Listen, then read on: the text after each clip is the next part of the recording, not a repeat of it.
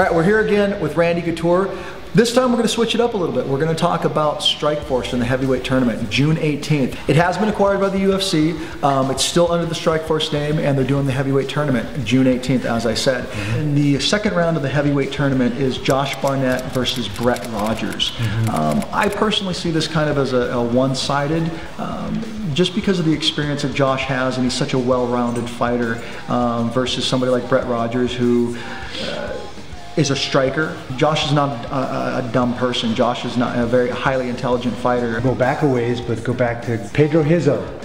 And Rizzo, you know, Josh kind of got full of himself and decided that he was going to try and stand and bang with Pedro Rizzo, who's a world-class kickboxer and packs a punch like a mule.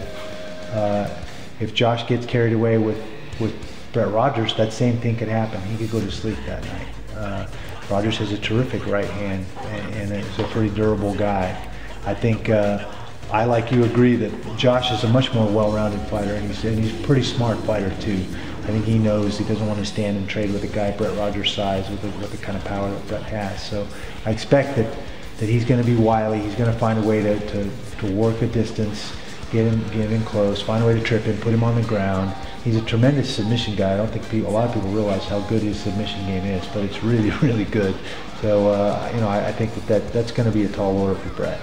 I'm glad you actually brought that up, because I think that is part of the issue is the arrogance sometimes, and somebody like, and I've said this before, somebody like Josh Barnett, or not even somebody, Josh Barnett himself, that's part of the problem. He likes to come in and beat guys at their own game just to prove that he's just a better fighter, and I've seen that before, and that has been an issue even when we were putting the fights on about him coming in and fighting somebody like Pedro Rizzo. And he did. He knocked out Pedro in phenomenal fashion. And he owed Pedro that one from the first time they fought. So I was surprised that Josh went back to that same game plan that cost him the first fight, because I thought he could beat Pedro. He got Pedro on the ground and he stood and banged with him, and I was like, oh my God, he's doing it again. And I thought it would go the other way, but Josh hit him with a nice one, put him out. Yeah, it was crazy. It was a crazy knockout. So, you know, I guess maybe I came into this looking at it a little too one-sided. And you know, and Brett, I mean, even against Fedor, Brett did an unbelievable job, and I thought Fedor was going to walk through him. He survived. He survived on the ground. He survived just about everywhere. A lot of people thought he won that first round, and I don't know that I disagree. So I mean, Brett's a game fighter, and if Josh gets squirrely, Brett could end his night.